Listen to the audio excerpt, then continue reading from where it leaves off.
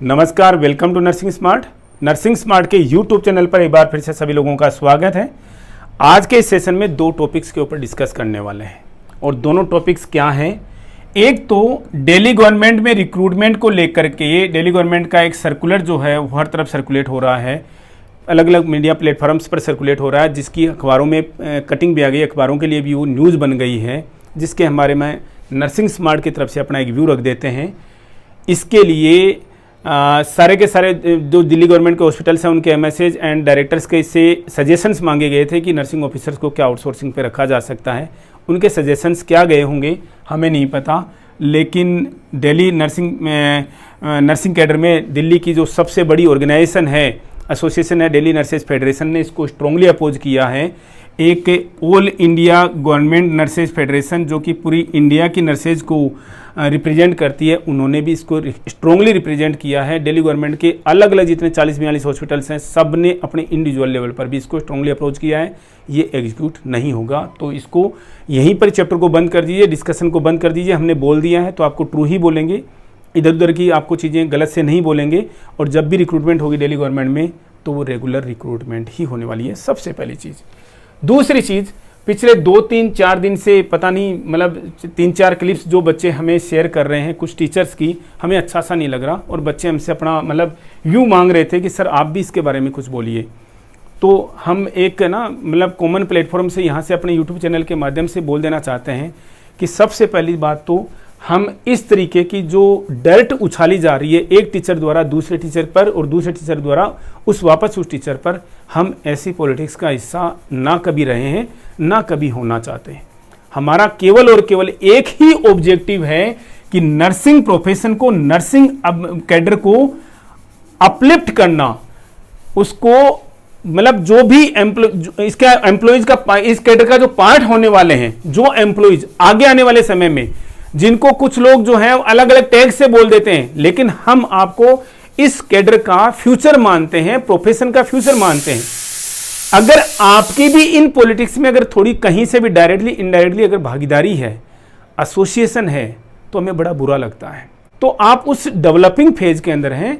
आप ऐसी जो एंटरटेनिंग हो, जैसे देखो चीजें तो जब होती हैं तो वहां की भी अगर हम बात कर लें, सीमा भाभी की बात करें चाहे संजू भाभी की बात करें, एंटरटेनमेंट है वो दुनिया के लिए, ठीक है ना।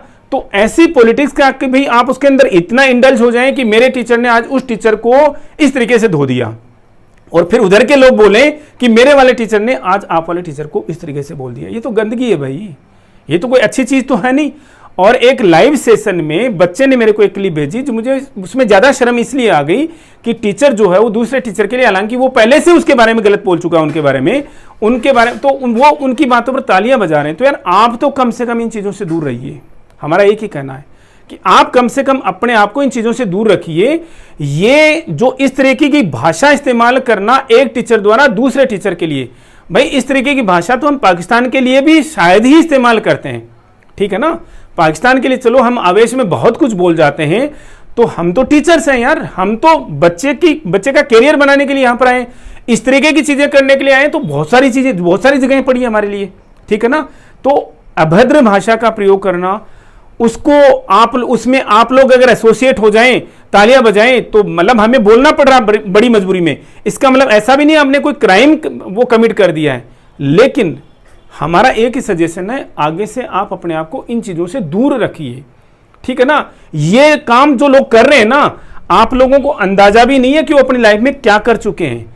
ये सारी चीजें केवल और केवल पैसा बोल रहा है, उसका जो सिर के ऊपर से जो है ना फिर जो घमंड होता है ना, वो चीजें बोल रही हैं और कुछ नहीं बोल रहा। मतलब कोई इस तरीके से किसी को गाली देना कि वो अपनी टीचर पद की गरिमा भी भूल जा रहा है, वो केवल और केवल उसका एक ही कारण हो सकता है कि सामने वाले लोगों को नशा हो गया है, वो टीचर की गरिमा में अब नहीं रहे हैं, उस परिभाषा में सेट ही नहीं बैठते।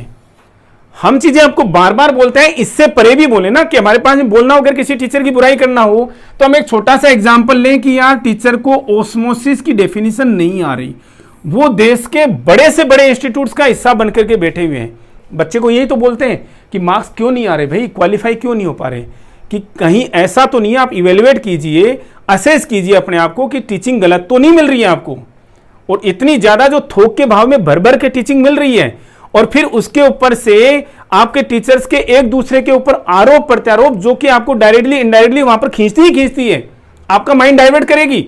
जो थोड़े से बच्चे ज्यादा समझदार हैं वो कम से इस कॉन्फ्लिक्ट में आ जाएंगे कि यार हम किसका हिस्सा बन गए, हम कहां पढ़ रहे हैं, हम ये 20-20, 28-28, 30-30 हजार रुपए देख करके क्या हम ये पढ़ रहे हैं, ये गंदी भाषा हम सुनने। मैं तो वो शब्द भी बोलने मतलब हम क्लियरली कह रहे हैं, कभी दुश्मन के लिए भी ये शब्द इस्तेमाल नहीं किए जाएंगे।